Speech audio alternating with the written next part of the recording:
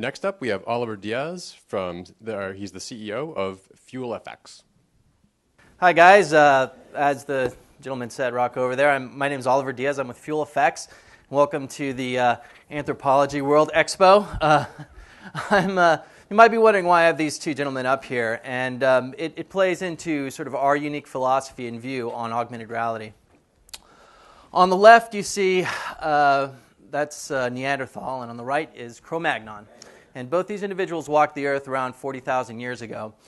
And an ice age hit, and one of them died off, Neanderthal man, and the other one continued on to eventually evolve into us. And anthropologists have a lot of reasons for why they survived that. I mean, obviously, you can tell Neanderthal man a little bit stockier, a little bit stronger, a little bit hardier for holding up in the cold weather. Cro-Magnon man was able to create fire better, hunt animals better, create better tools. They're also able to sew better. And there's lots of reasons why they survived. That more and more anthropologists, and I agree with this view, are sort of funneling it into one exact reason, and that's this right here.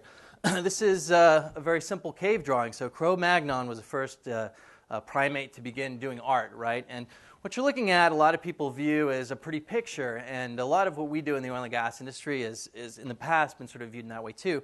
But what you're really looking at is a PowerPoint slide on how to kill this thing, right? So once you're able to sort of start visualizing things in the abstract, once you're able to sort of extrapolate information and convey it, you can do a lot of very powerful things. And one of the things that we see with augmented reality is that is starting to come full circle. Right now we are extracting information out of reality and then we're putting information back in, but it's all pretty much for the same reason. This is something else that I found quite interesting Cro-Magnon man did. These are sort of very beautiful carvings into, I believe those are antlers. And what that is, those are moon cycles, right? And they're moon cycles linked to sort of herd migrations. So using this simple tool, which they kept in their back pocket, much like an iPhone, Cro-Magnon man was able to track and kill deer much more effectively than Neanderthal man. So how does that translate to what we do at FuelFX? So we do 3D graphics, and we have various different mediums on which we provide that content for various reasons.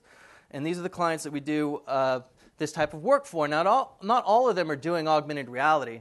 And the reason is we are not here to push augmented reality on them. What we like to do is view augmented reality as just another type of content, a very specialized type of content that if you understand how it's best leveraged, then you create content that is applicable for its use. So if there's no reason to do augmented reality, we're not big proponents for it, right?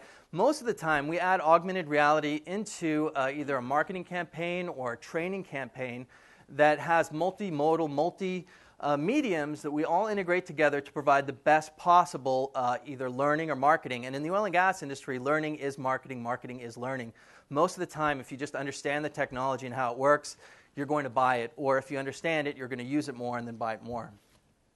So we focus almost primarily in the oil and gas industry. You'll see a couple of people on there like Dell.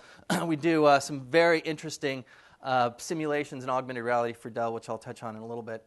But before I get to that, I want to talk about this. This is sort of one of the centerpieces, not this particular piece, but our information graphics capabilities is something that we've been doing for a long time. And in my mind, this is really the protozoan of augmented reality, right? This is, in technical terms, the most powerful way to convey a lot of information in a very short amount of time.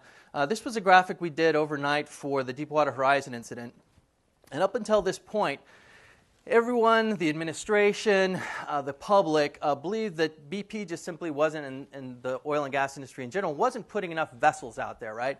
And they were having a hard time convincing people that if we put any more vessels out there, things are going to start going downhill.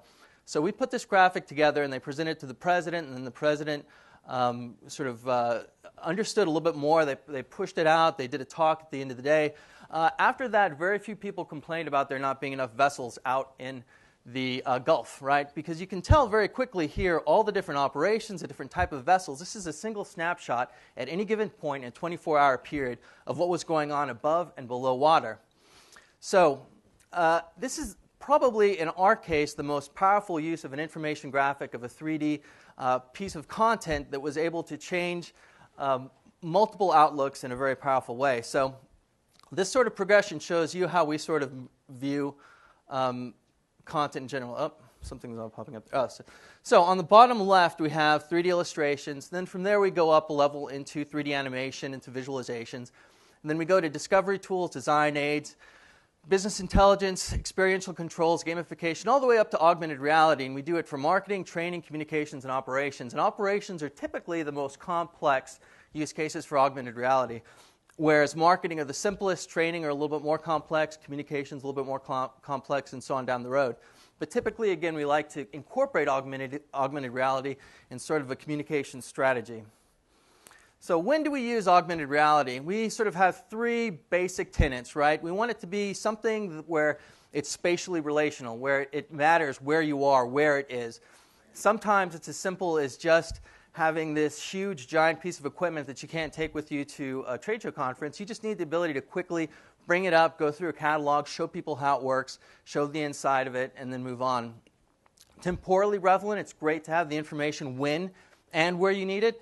So being able to bring people information when they need it the most is another sort of key component that we look at when we're designing a multimodal campaign incorporating augmented reality. Finally, and this is sort of the most difficult one to sometimes bridge, is making sure it's appropriately channeled, right? What I mean by that is most augmented reality executions right now exist in very small bits here and there. So as an example, the U.S. Postal Service asked us, is there an app that is the best app to use for augmented reality? What's the one channel that we should use? And I said, there really isn't. There's multiple different solutions, but what you need to do is you need to think about it differently. You need to create your own channel. So for anything having to do with direct mail, you should have a USPS app that funnels that content. So I've looked at a lot of agencies and a lot of creative groups that are trying to create their own channels, and the channels are solely for advertising, right? So, my question to you is, when was the last time you turned your TV onto a channel that only had advertising on it, right? When was the last time you picked up a magazine that only had ads in it, right? So the idea is to create a channel that adds a lot of value, and then you can sort of weave in augmented reality as a advertising tool from there. But usually, what we like to do to make sure it's channeled is we don't have a channel at all. We use it as a front end or as a component of a much more robust back end. So that could be inventory management software that pre-exists or things like that. And the reason why this is important is because it's very difficult to reinvent the wheel in the oil and gas industry. They're very sort of entrenched. They have a very strong culture. But if you can play into the existing systems and add value, that's where you can really bring a lot of exciting augmented reality seamlessly into their operations. So this is a little information graphic we put together because, hey, we do a lot of information graphics about how to kind of almost like a visual algorithm of how to incorporate augmented reality into whatever execution you need. So at the top and in black, we have sort of the real world, and blue is sort of the digital world. And I'm not going to read through all of them, but we have knowledge bases online, we have software applications, we have 3D objects, the digital world, and then we have your iPhone or your Droid device or your mobile device. And that really represents you, right? It's your bridge into the real world. And there's lots of different functions that device can give you, and there's more and more coming out every day. And so, this is a working diagram. It's something that will evolve, but it's a great little toolkit for you to figure out how to execute an augmented reality project. So, and then from there, we also have peripherals. I'm sure you guys recognize some of those. We're a big fan of the Emotive, too. We're looking forward to it coming out. I think it's going to play a really interesting role in this whole experience. And then from there, you have multiple executions on how you can leverage different bits of information and leverage different functionality on these devices in a lot of different ways. And these are just a few of the ones that we've worked on in the past.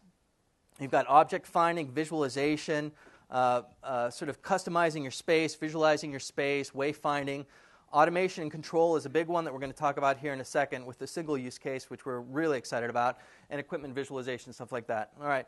So I'm going to jump right into this because I only have 1 minute left. And so this is one really powerful use case that we're doing right now. It involves e-procedures, and it involves creating a standardized e-procedure language that people write to that they can in turn execute with a middleware in AR, but also execute in a simulated environment like a video game.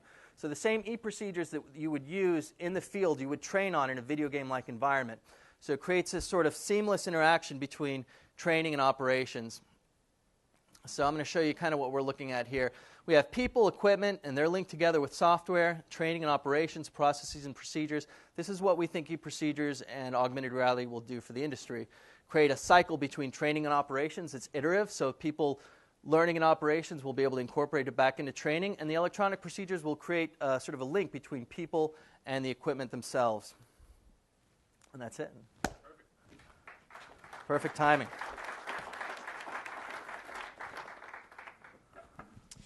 Thank you. Do we have any questions? We have time for one or two. Cool. Okay. One. Have you learned any interesting lessons about how to effect the cultural change that's necessary in these very conservative industries to adopt something new?